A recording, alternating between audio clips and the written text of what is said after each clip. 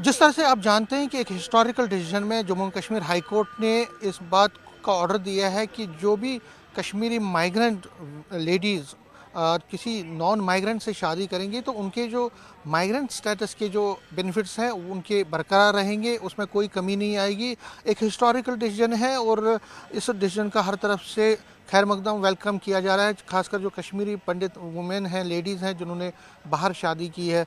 इस केस को लड़ने में जो है दो लेडीज़ थी, दो गर्ल्स थी कश्मीरी पंडित फैमिली की, जो चाहती थी कि वो पीएम पैकेज के तहत वो अपना पोस्ट भरे, उसमें फिलअप करे, लेकिन उनको डिनाई किया गया था क्योंकि उन्होंने नॉन लोकल से, नॉन माइग्रेंट से शादी की थी। उन्होंने फिर यहाँ जम्मू कश्मीर हाई कोर्ट में रुजू किया और एडवोकेट वीनू गुप्ता, इन्होंने भी इसमें से एक का केस लड़ा है। मैम, आपके लिए तो एक बड़ा जजमेंट है और इस जजमेंट की सबसे पहले हम आपसे जानना चाहेंगे कि किस तरह से ये शुरू हुआ केस, क्या था ये केस, थोड़ा दर्शकों को बताएं। पीएम पैकेज के अंडर लीगल असिस्टेंट पोस्ट जो है वो निकाली गई थी कि जो माइग्रेंट्स जो हैं, जो only they could fill up these post of legal assistant. उनमें से मेरी जो क्लाइंट थी उसने भी लीगल असिस्टेंट की पोस्ट के लिए फिलअप किया हुआ था। She was in the select list also, लेकिन किसी कंप्लेंट के तहत उसकी अपॉइंटमेंट को रोक दिया गया ऑन द ग्राउंड कि उसने एक नॉन माइग्रेंट से शादी की है। तो जब ये प्रोसीजर हुआ, we came before the court, honourable high court ने प्रोटेक्ट किया, प्रोटेक्शन ग्रांट की उसमें, और कहा कि ये जो है इंटरिम में कि ये वैकेंसी है ये फिलअप नहीं होगी till the matter is decided.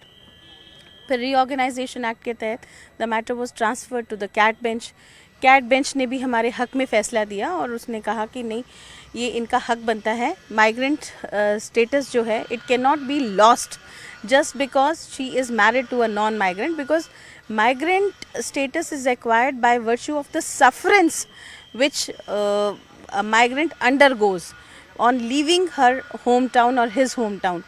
So it is not that it should not be equated with any other certificate या स्टेटस लाइक RBA ALC है, जिसमें आपको कुछ साल वहाँ पे गुजारने पड़ते हैं फिर आने, क्योंकि वो रिन्यूअल का उसमें होता है। माइग्रेशन का मतलब है आप एक दफ़ा एक शहर आपने छोड़ के वहाँ से आप निकल गए हैं और वहाँ पे अपना सब कुछ वहाँ पे छोड़ दिया है, उसी के तहत आपको माइग्रेट स्टेटस जो है वो एक्वायर होता है। एंड माइग्रेंट एक्ट के तहत भी जो लॉज हैं उसमें भी once a status is acquired there is no provision जिसके तहत आप इसको वापस ले सकते हैं। तो उसी के चलते मैटर पेंडिंग रहा कैट में। जब कैट बेंच ने हमारे हक में फ़ैसला सुनाया, उसके बाद government went file the writ petition before the honourable high court.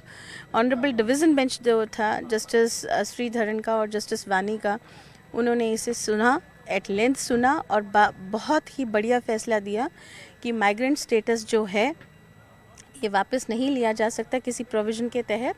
और एक माइग्रेंट लड़की, एक तो वो वैसे ही सफ़र करती है जब अपना होम टाउन छोड़ के आती है, और उसके बाद आप ये उम्मीद करें उससे कि वो किसी माइग्रेंट से ही शादी करे। ज़रूरी नहीं है जब माइग्रेशन हुई है तो उसको अपना साथी कोई माइग्रेंट ही मिलेगा, कोई भी हो सकता है।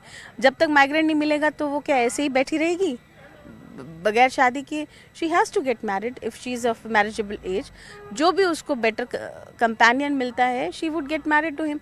If in that eventuality if he is a non migrant, तो इसका मतलब ये थोड़ी है that she would lose all her migrant privileges and migrant rights.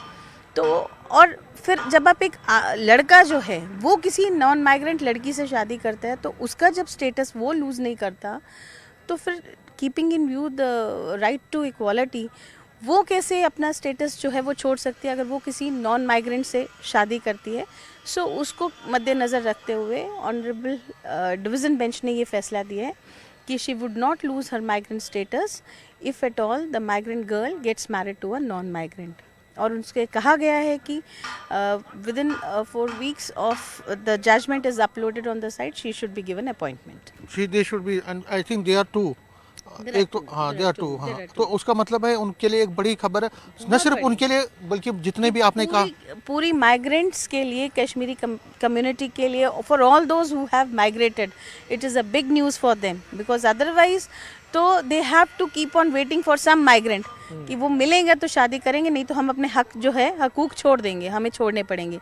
लेकिन इस फैसले के आने से ये बहुत बड़ा फैसला है जिससे उनके हक जो है वो बरकरार रहेंगे और उनको अब जो है अपना स्टेटस बगैर गवाए हुए they can get all the privileges and status of migrant and तो लास्ट में पूछना चाहूँगा, क्योंकि ये बड़ा हिस्टोरिकल, क्या आपको लगता है कि वुमेन एम्पावरमेंट के लिए कितना बड़ा ये है? क्योंकि वुमेन एम्पावरमेंट का बहुत होता है कि इक्वलिटी का जो है इसमें कितना आपको लगता है होता है?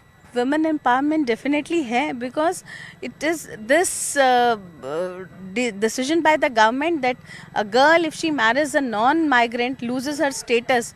This is disempowerment of women, because आप boys के लिए ऐसी कोई कंडीशन नहीं है, लड़कों के लिए ऐसी कोई शर्त नहीं है, लेकिन लड़कियों को के लिए ऐसी कंडीशन रखना का मतलब है टू वीकन देम। लेकिन इस फैसले के आने से लड़कियां और सशक्त हो गई हैं, they are more empowered now, they are free to choose their partner the way they like, they are not confined within the limits of government का क्या था इसमें, ऑब्जेक्शन क्या था? गवर्नमेंट का यही स्टैंड था कि ये जो अगर किसी नॉन माइग्रेंट से शादी करेंगी तो they would lose their status, they are no more migrants. तो ये गलत है ना, एक लड़की के लिए ये फैसला लेना और लड़के के लिए नहीं लेना। लड़का कंटिन्यू रहेगा माइग्रेंट, इवन इफ वो बगैर और किसी जाति की लड़की से शादी कर लेता है, किसी बगैर किसी माइग्रेंट के, लेकिन लड़की अगर कर ले तो she would lose her status. So it was in fact disempowerment, but now with the coming of this judgment from the honourable high Court, this makes the women all the more empowered. News 18 से बात करने के लिए धन्यवाद। Cameraman आशु के साथ में Sameer Bhatt, news 18 Jammu.